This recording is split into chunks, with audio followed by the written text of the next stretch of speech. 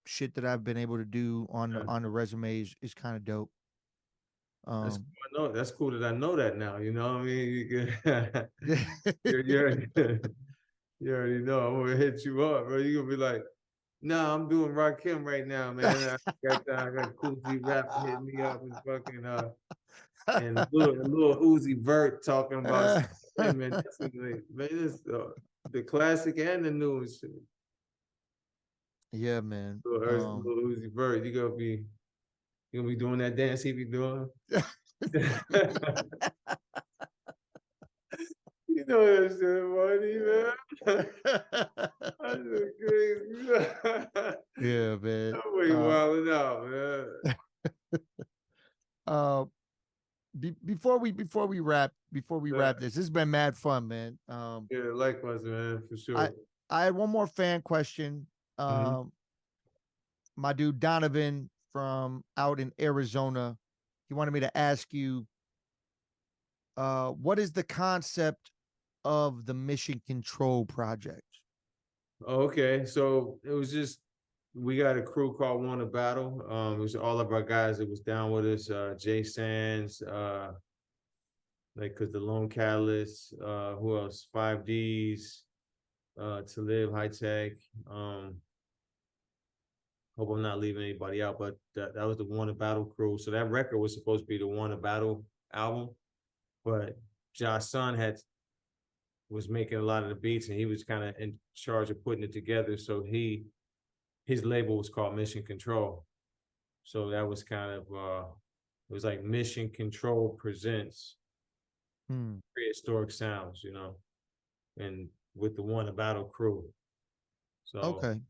yeah, yeah. So it was like something after the Mood album, we needed something kind of to do, you know. And that was it, you know. I wrote down a quick little list of some things. Let me see if anything jumps out real quick. Shout out to my man Chappie, Derek Chappie, for signing us. Being the guy that um, brought us into the label to get our deal. Yeah. We talked about the directing, editing, all of that stuff. Shows my new projects, man. I have Yeah, that's what I was gonna end with. I was gonna ask you yeah, what my you bad. got coming next. I don't want to jump ahead. Then I don't want to jump ahead. Yeah, I wrote down a few personal things too, like where I'm in part of the 5 a.m. club, man. So I get up at 5 every day, Oh damn. and and I split that first hour up into like 20-minute segments. So first 20 minutes exercise, second 20 minutes meditation, and the last 20 minutes in that hour is learning something new. So either I'm learning some Spanish or learning some new editing techniques, just something new, you know. And that's all before the sun comes up. It kind of keeps you. For me, it just adds a new discipline, you know, where you're like, okay, you know, you're up for a reason, you know, and your productivity seems to be my productivity seems to be higher. Like I'm getting more things done, you know. Days are longer, you know, so by 5 o'clock it's already 5 p.m. is 12 hours. I've been up working on something, you know. I feel like Like that's a discipline um that would benefit a lot of people facts, actually. Um like facts. like shit, you make me want to start doing that. Yeah, you already know. You'll be surprised, man. Just talking about it. Your days will be longer, your weeks will be longer, your month will be longer. I don't know if you like was feeling like things were moving fast for you, but like because we're not taking advantage of all the time, man. You know Hmm. what I mean? The people tend to like want to sleep so much and you know, dreaming is cool, man, but like, you know, being a creative person, we always got something to do, you know. So during that 20-minute meditation time, you can split that up into journaling if you want to. So you can write down your ideas, you know, like Yeah. list of things to do and just get you more organized. Also been running. I run every day. I run 5K at least a day, minimum. And that brings out your endorphins, like your dopamine, and gets more, pumps more blood into your heart. Uh, just keeps you on point. You got to have discipline for that too. You know what I mean? No weed, no alcohol. Um, and that was just a decision where a year and a half with the weed, I stopped different times in my life, but this was time I was like, saving money, less, uh, less cigars and shit like that I was smoking. Yeah. Recently I just found out about alcohol, where this book called Brain Saver. I found out what alcohol actually does to your system. Like when people are feeling tipsy and stuff like that, it's because they they're blocking the glucose from their liver to go to their brain. So they're basically starving their brain, and your brain can die like that. So when I found that out, that was pretty deep. Like Damn, that's crazy. any any amounts, man, even little amounts. So think of, if I knew that when I was 19, man, you think I'd been drinking casually, places trying to get drunk and shit, fucking my, starving my starving my brain. You know what I mean? Nobody really puts it to you like that, but like No, that's crazy. yeah, Well, you look it up. what's crazy? I've been sober my whole life. That's legit, man. That's I've legit. How did that happen, man? I don't even know what a hangover feels like. I've never been drunk in my whole life. That's crazy, man. How did like it's not too many people like that in that category. That's like perfect attendance in school or something, man. Like Yeah, it is motherfuckers like can be that. on the dean list and all these different things and shit, but like when you look at, like, you see, like when it comes to the dean's list and 4.0, it's be like a whole bunch of fucking, it'd be a stage full of motherfuckers, and then they'd be like, for perfect attendance award, there'd be like two motherfuckers come out, like two people be on stage for perfect attendance. You know what I mean? Like, but that right there, that's commendable, man. That's ridiculous, bro. I appreciate you, And man. like, what do you know why? Like, is there a Well, reason why? it probably stemmed from early. I mean, there was definitely drinking in my household, Yeah. so I think being around it maybe Okay. is like kind of what made me not want to be like that. And Yeah. then, coming to find out later on that, um, alcoholism runs in my family on my dad's side, Hmm.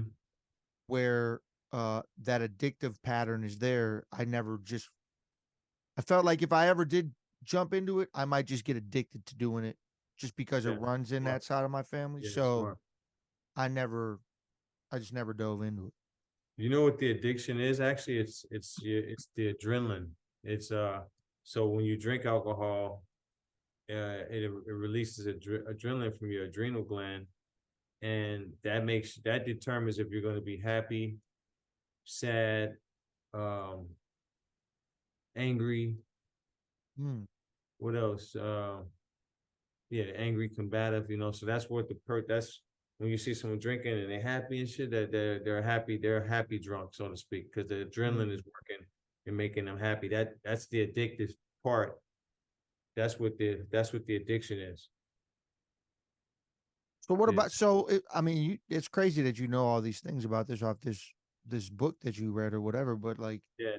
so then can you tell me like what causes an angry drunk then? Where does that come from? Well, they say that it's in your personality already. Like, so alcohol would just enhance the adrenaline that you get, just enhances the feelings that you already possess, you Hmm. know, and then it kind of shows it, you know what I mean? They show up in that form. That's why you see certain people that are predictable when they cry or something. You're like, man, what the fuck? That happened to me a few days ago. I was telling not to drink. I was like, yo, you want to work on this song? Don't be drinking so much. I'm not trying to be the dad, but I'm like, I already know what's going to happen. They're gonna be Yeah. sloppy, and then they ain't gonna know what. Oh, throwing another beat. All right, okay, we're throwing this beat. They don't get it good going. Throwing this other beat. So we're at the fifth beat, and I'm thinking to myself, I just told that motherfucker not to be drinking and shit. So like, right? So then like Yeah. they walk out to the car. As we walking out the car, they start crying and shit, man. And I'm just like, come on, man. Like, it's just it's in the personality, man. Like I seen this Yeah. happen with this people, man. Look up on YouTube, look up police chase and shit. Like police chases of people like these people drunk and shit, driving, ramming into the car, ramming into somebody's house and shit, then fucking still driving. They on that shit, man. Like, that's what made, people fighting, but then you like, let's say you're in the UK, you hear a whole bar full of people laughing and having a good time, that's Yeah. something Yeah. different. It's not always gonna be angry. Yeah, man. Yeah. So yeah, I don't know if I answered that question, but I don't know what makes them angry. It's just bringing up Yeah, it's yeah, yeah, yeah, yeah. something to It's laugh because about. because I've just been around both. You know what I'm saying? I've been around the happy drunks. Uh-huh. I've been around the angry drunks. I've been around the crying drunks. Like Uh-huh. I've been around all the types, and Yeah. it's crazy doing all these shows. Um, how many times I just get like the assumptions there that since I'm in hip hop that I rhyme, that I do this, that I Uh-huh. automatically get fucked up. Like so many people just think that I just do all this shit. Like I don't know. Like I don't know why, but like when I tell people, like when they ask me if I want to, hey, you want to hit the blunt? Like, hey, you want Uh-huh. to and I'm kind of like, "Nah, man, I don't do that." And then like, "What?" Yeah. They're like You surprised. don't smoke Like weed? Like, like yeah. they're instantly surprised that I don't do anything. Do you ever get in those moments where somebody just blazing right next to you, Oh, blowing smoke, I've so I've definitely and you kind of start looking around like, man, what time is it? I got to get home. You start to feel like something different and so shit. so I've definitely been hotboxed You in been hot shows. boxed? I've definitely been hotboxed in Okay, shows. okay, Like yeah, that has happened because I got you. like I mean right before weed got legal in Chicago, Yeah, I feel like I played a show at this spot and it was a real close quarter spot and uh-huh. like it was like bring your own weed and like the entire it was actually one of the hardest shows to perform at because I feel like I could barely breathe. I was coughing Yeah, all types of shit because uh-huh. like the entire place was a gigantic cloud, and that was definitely crazy hot box shit. Hey, baby, can you give me the electrolyte? I wanted to bring her into play, man. She over here chilling. You been doing work or what? No cooking, washing dishes, mopping, and See, sleeping. see, we talking about this weed makes her want to smoke, man. Get you going up. Oh, oh. Had to have a little moment, man. Oh, it's all good, man. It's all good. Mm. Um, what? So, what's next for you? That's a good question. I got a record called the Order that I want to put out soon. It's got a new producer on it. Um, it's dope, man. I did it while I was in Playa del Carmen last year, and it's mixed and mastered. It's ready. Just looking for. I was kind of looking for a label to put it out. That's why I hadn't put it out yet. Um, I'll be working on like a greatest records, like a Main Flow presents, like a record with all my best songs on it. And what's next? I've been working with like real estate, So I'm here in Mexico, and we're working on just educating myself with all of the opportunities, like Mm, land for sale and beachfront condos and stuff like that. Um, yeah, it's just like recently, like I never really had a big dream when it comes to real estate. I was just like, okay, I could like this condo that I'm in right now. I'm working with this guy he owns 11 of these condos, you know, all beachfront, all in the same building. Hmm. You know what I mean? So that when you see stuff like that, you're like, okay. And I seen this this billionaire of Africa. He's from Ghana, and he's developing skyscrapers and shit like that. You know, so that put my brain on like, wow, I would like to have my own development, man. You know what I mean? Like, that'd be pretty cool. You know, just thinking bigger when it comes to goals. You know, I'm working on a movie. We're finishing up a movie. Well, we just did two movies. One of them is called Uppercut, and the other one's called Deep Stage. So with Robert Beaumont, he had like 5 records that he had started on. I mean, 5 movies that he started on before COVID. And then once Hmm. COVID, it slowed things down. So he had to now he's actually finishing them. We did a movie called Repeater, and I flew the drone in that. And that was like first time I was in the theater and I seen my name up there and shit. Made me think as a kid, like, damn, did I ever think something like that? You know, like I didn't, you know. That's So dope though. That's dope. yeah. So man, just stand focused as possible and build my skills, man. You know, 2024, I would like to get out and do more shows. I got talking to promoters from Colombia right now, Switzerland, just putting that together, you know, being more proactive, you know, Have and you ever played a show in Milwaukee? never, Never. nah, that would be dope. I was just curious. That's where you at? Yeah, that's where I'm. That's where I'm from. Yep, Okay. I like that. Milwaukee. You got me hyped and shit. He's like, oh, you ever did this? I'm like, yeah. Oh, okay. Just asking, man. That's like that's cool that you like. Yeah.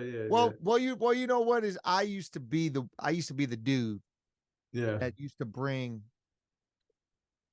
acts here Mm-hmm. that would only come here because I would bring them here.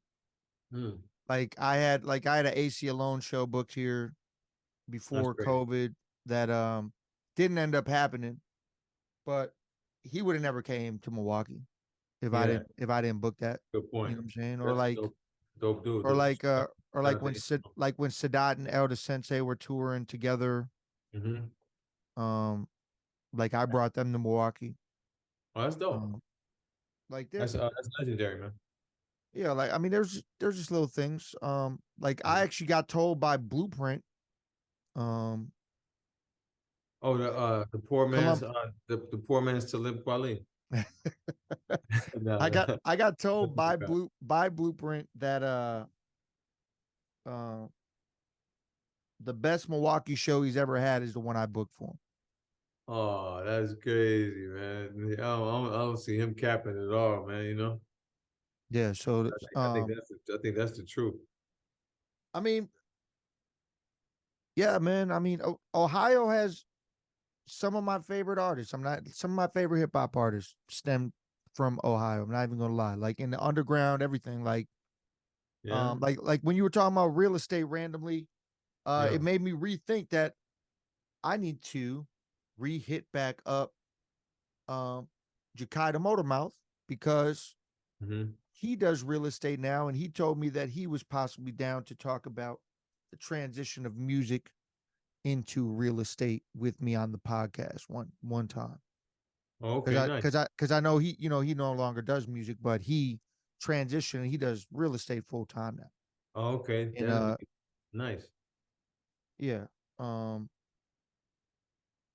well, before we get out of here, have you done any joints with any of those underground legendary dudes? Like, do you have any shit with Uh, any of them?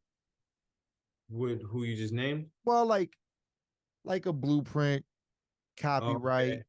Oh, Illogic. copyright. Yeah, I got 3 songs with copyright, like 3 or 4 songs. That's my guy, man. Yeah, yeah. Copy is the guy.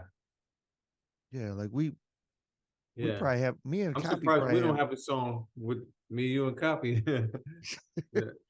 Well, because me and Copyright probably have a EP worth of songs. I think Mhm. I have like 5 joints. Is well, yeah, because it's crazy. Because I probably have 4 or 5 songs with you, and I'm pretty sure I have 4 or 5 songs with Copy. I'm pretty Yeah, sure. Copy's that guy, man. You know what's funny is he's like with Instagram and everything. It's like cool to see him as an adult, man. Like this is the adult Copy. You know what I mean? He didn't turn into like a regular white dude. You know, like just to fucking go back to just doing white dude shit. Like you know what I mean? He's still like a. I mean, you know, not being racist, you know, but it's like he's just like this is Copy, man. Like Yeah, like yeah. No, I know what you're saying. yeah, he just turned into a, like you know, yeah, it's cool. It's cool. He's still just doing his thing, man. Yeah, man. I had to save him one time, man, up in Boston, man. I don't know if you remember this, but like he was in he was he was in it with into it with Esso and them for some reason. I don't know why, but I happened to be in the area and I seen he was doing the show, and I was like, "Shit, I better get over there, man." You know what I mean? Like my Ohio dude coming to town, he don't even understand what's these Boston motherfuckers don't fuck around. That shit just like this is like just like the movies. You know what I'm talking about? Yeah. The motherfuckers Yeah, is yeah, yeah. they it is 11 motherfuckers that kick your ass for looking at their girlfriend type shit. You know? So I got there and did the piece. Made sure nothing happened to him, but it was cool, man. So I was going to ask you. I was going to say, man, I got. I'm gonna let you choose, man. I have a story about DMX. So you already heard the Onyx story, right? Because Yeah. that just happened. Like I Yeah. got I got a Biggie and Craig Mack and a Tupac story. So you can whatever one you want to hear. You Uh, you gonna make me pick one of those? yeah, because we Like, could talk about something on another time. You know what I mean? But like man. whatever one you pick is a Ah, DMX. All right, I'm gonna throw this one in there too. So you got either DMX, Ja Rule, Biggie and Craig Mack, or Tupac.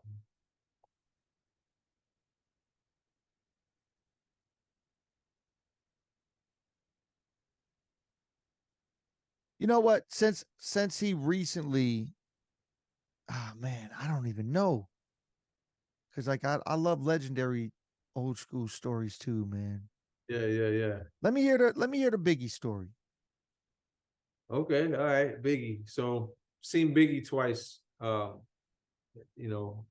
his career. One time it was like we were coming out of this club in New York, and my crew we had already been in there and we was leaving.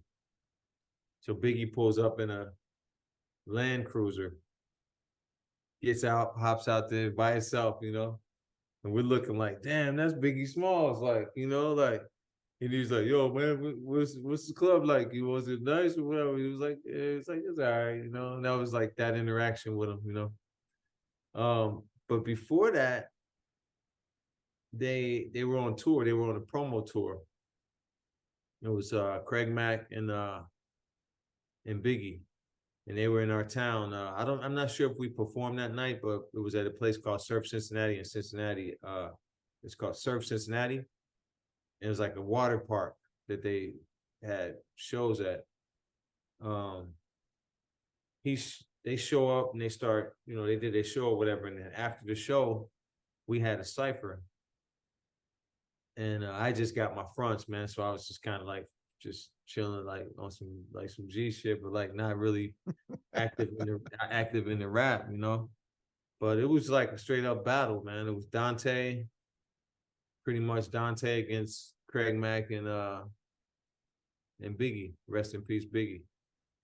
Verse for verse, man. Dante was Dante was sparring with him, you know what I mean? And every time they would spit something from that we already heard on the radio, we would stop them like, nah. We heard that, man. We already heard flavor in your ear, man. Like, then Big would spit something like, nah, man, you gotta spit something real, like new shit, like you know what I mean? Like, but Yeah. Damn, that's crazy. Yeah. So Dante will be able to tell you the more detailed part of it. But yeah, Dante, he went in on him, man. I'm gonna have to ask him that because we actually were supposed to have Dante on um our previous branded podcast that I had with my dude Rambunctious. Okay. Because we were gonna have when he put out the album with Speed. Uh-huh. Um, Bugs the Rocker. Oh, Speed. Yeah, yeah, yeah. yeah, I forgot he goes by Speed. I said, yeah. Yeah, so we were gonna have both of them on and talk about that album because Yeah. that was when we were doing the breakdowns of albums Okay. on the show we were doing. Space Invaders. Yes, and Yeah. but Speed couldn't make it, and Dante was actually on vacation somewhere, and I was like, bro, I'm not trying to. I'm Mhm. not like he was literally in the pool area, like when we were talking to him, and I was like, bro, I'm not trying to fuck up your vacation by making you wait like another 20 minutes while we see if dude's gonna show up or not. So we're just Yeah. reschedule it, and then we didn't end up rescheduling it. Oh, But I see it in the future, man.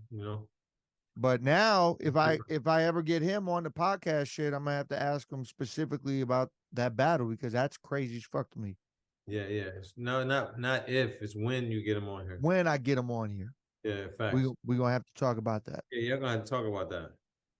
And then if we ever have a part two, you're gonna Yeah. have to tell me all these other crazy stories because it was hard as fuck just to pick one. No, we're gonna have a part two, and yeah, we're gonna talk about this, man. There's way more stuff to talk about, man. You know what I mean? It's always something new Yeah, man. as we evolve, man. And yeah, and like I said, hopefully we're do some more music in the future, man. I mean, it looks Yeah. like you're definitely still working, man. So Yeah. hopefully we can make something happen, man. But yes, let's conclude it, man. This has Right. been the Denku podcast, brought to you by Cypher Den Music, where we inspire even those that are higher. I've had a great main flow, part of Mood, Yes, sir. part of a lot of amazing dope albums that are out there. And he's got a lot more music coming. So definitely tap in with him. And you need to remember, never stop chasing your dreams because if you do, you will never know what you're officially capable of. And we're going to leave you at that. Facts. Like I said, this is the Denku podcast. This has been the episode with my homie Main Flow. It's been a beautiful thing, man. And I appreciate you to the fullest. I appreciate you, brother. And when this drops, we're going to get some clips out there. We're going to make sure people see it. We're going to spread the word. And man, you have a great rest of your evening, man. All right, you too, brother. One love. Salute. Peace, man. Yeah.